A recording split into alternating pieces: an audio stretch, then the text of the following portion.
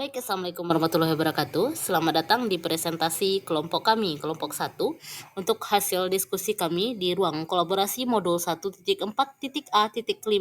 calon guru penggerak Angkatan 8 Kota Payakumbuh, Sumatera Barat. Mengenai budaya positif, izinkan kami memperkenalkan orang-orang di balik lahirnya presentasi ini. Yang pertama yaitu Ibu Fasilitator kami, Ibu Sarah Sofia Hutapea, SPD MPD, dan pengajar praktik kelompok kami yaitu Hajah Deswiwati, SPD MSI.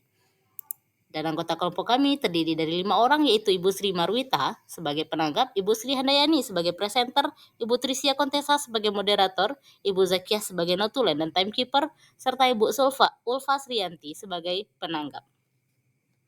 Kata-kata adalah kekuatan, dan dengan memulai presentasi, kita memancarkan kekuatan untuk mengubah dunia.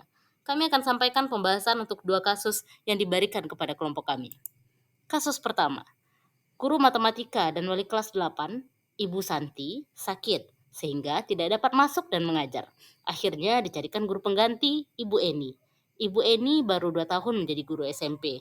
Beberapa murid perempuan, Vivi dan Natali, mengetahui hal ini dan mulai menggunakan kesempatan dan bersikap seenaknya, tertawa dan tidak mengindahkan kehadiran Ibu Eni.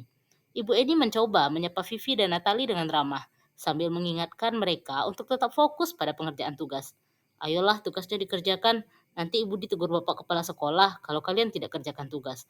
Tolong bantu ibu ya. Namun Vivi dan Natali malah jadi tertawa. Ah, ibu santai saja bu, mereka tidak mengerjakan tugas, malah mengobrol.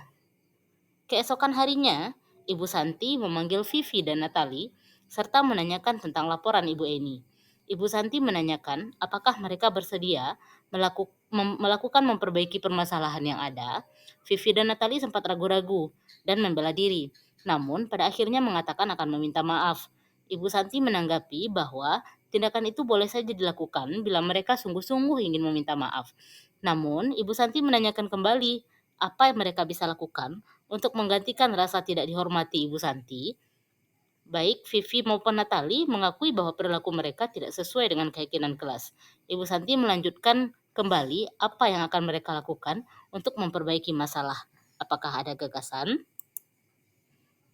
Setelah berpikir sejenak, Natali dan Vivi mengusulkan bagaimana kalau mereka mengadakan sebuah diskusi kelompok dengan teman-teman sekelasnya. Tema yang mereka pilih adalah penerapan keyakinan kelas, terutama tentang sikap saling menghormati dan bagaimana penerapannya di kehidupan sehari-hari di sekolah. Nah, usulan kedua adalah mengirim email kepada Ibu Eni tentang gagasan mereka tersebut. Mereka pun memberitahu Ibu Eni bahwa mereka telah memberitahu kepala sekolah, Pak Hasan, bila lain waktu ada ketiadaan guru, maka mereka akan mengusulkan Ibu Eni sebagai guru pengganti. Nah, untuk kasus pertama ada beberapa pertanyaan yang diajukan kepada kelompok kami. Pertanyaan pertama adalah dalam kasus di atas, langkah-langkah restitusi apa saja yang sudah dijalankan oleh Ibu Santi? Pertanyaan kedua, menurut Anda, apakah restitusi yang diusulkan Vivi dan Natali sesuai dengan pelanggaran yang telah dibuat? Apakah langkah-langkah restitusi yang telah diusulkan mereka? Pertanyaan yang ketiga, dalam kasus di atas, posisi apakah yang telah diambil oleh Ibu Eni dalam menangani Vivi dan Natali? Jelaskan jawaban Anda.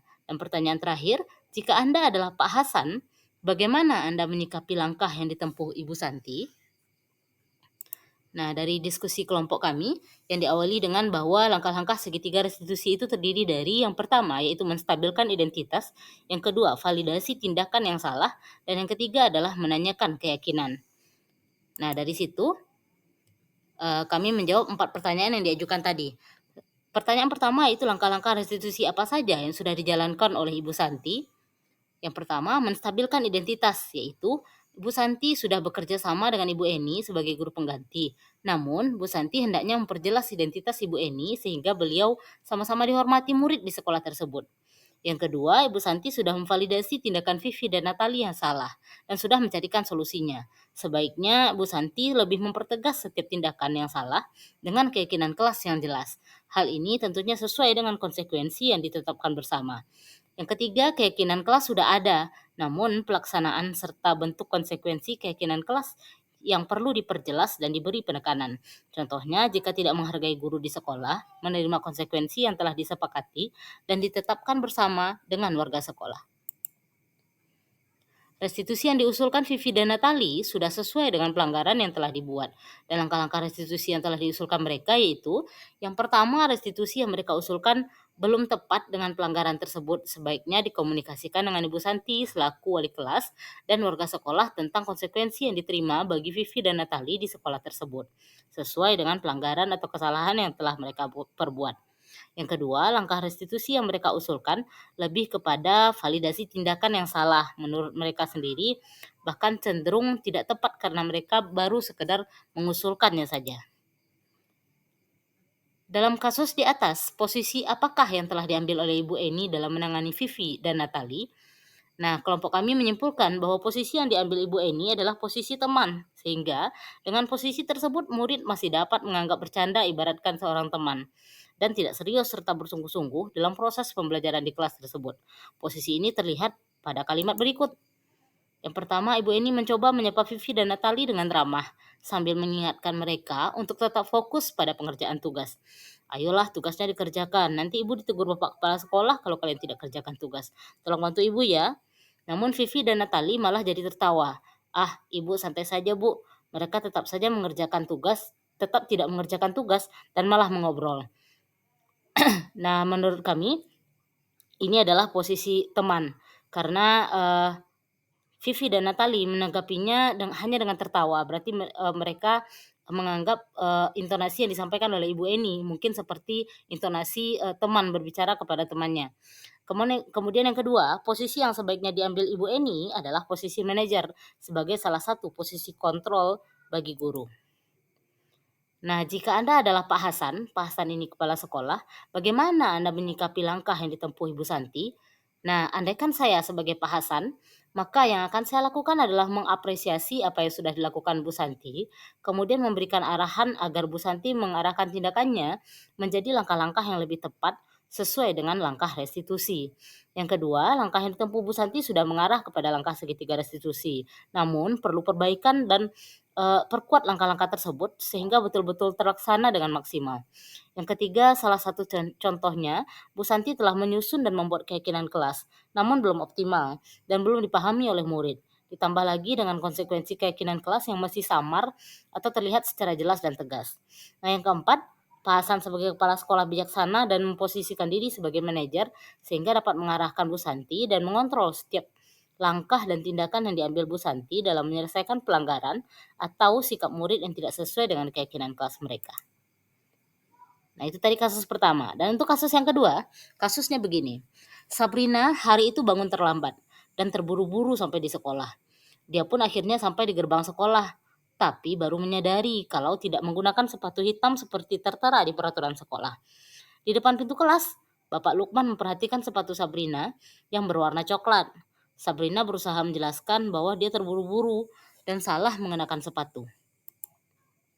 Pak Lukman menanyakan Sabrina, apa peraturan sekolah tentang seragam warna sepatu? Sabrina menjawab sudah mengetahui sepatu harus berwarna hitam, namun terburu-buru dan salah mengenakan sepatu. Selain tidak mungkin kembali pulang karena rumahnya jauh sekali. Pak Lukman tetap bersikeras pada peraturan yang berlaku dan mengatakan, ya sudah, kamu sudah melanggar peraturan sekolah. Kamu salah, sudah terlambat, salah pula warna sepatunya. Segera buka sepatumu, kalau tidak bisa mengenakan warna sepatu sesuai peraturan.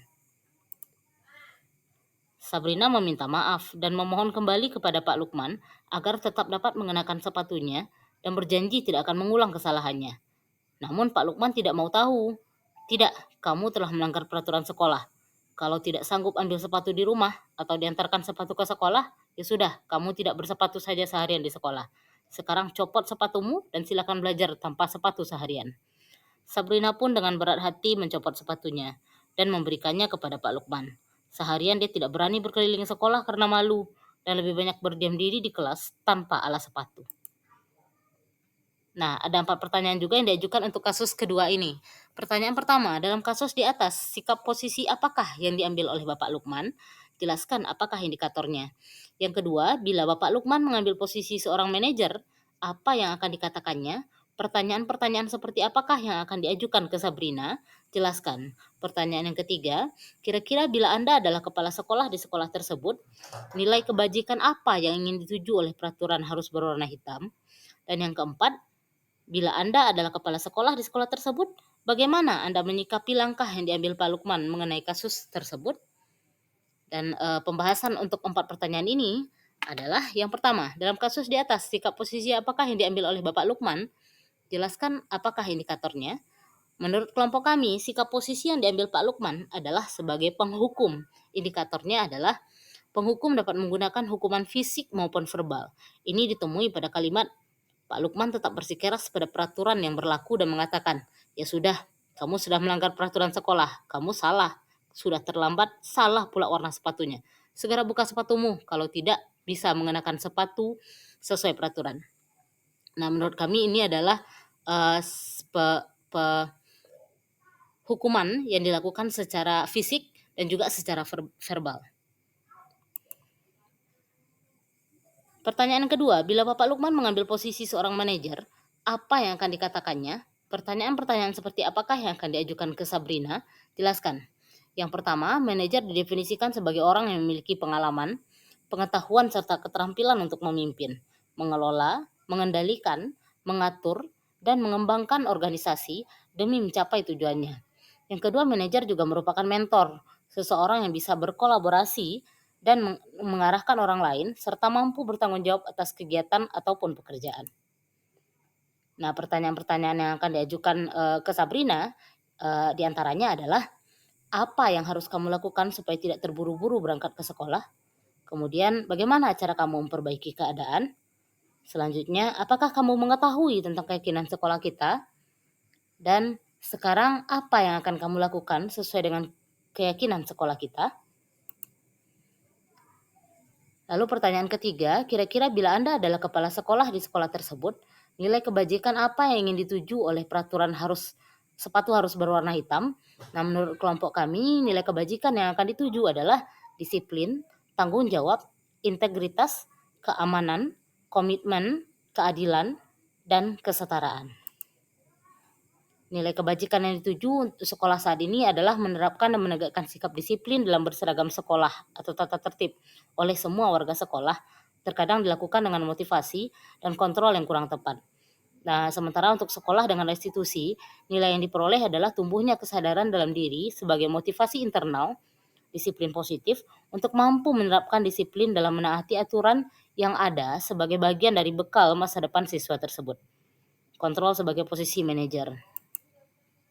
Nah, pertanyaan terakhir, bagaimana Anda menyikapi langkah yang diambil Pak Lukman mengenai kasus tersebut? Nah, langkahnya itu yang pertama, memanggil Pak Lukman. Ini ketika saya berposisi sebagai kepala sekolah, maka saya akan memanggil Pak Lukman. Kemudian yang kedua, memberikan pengetahuan bahwa ada langkah-langkah segitiga restitusi yang seharusnya dilakukan Pak Lukman untuk menyelesaikan kasus seperti ini.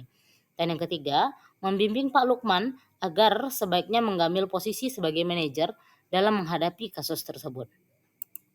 Nah, itulah hasil diskusi kelompok kami. Terima kasih atas perhatiannya. Salam guru penggerak. Tergerak, bergerak, menggerakkan. Assalamualaikum warahmatullahi wabarakatuh.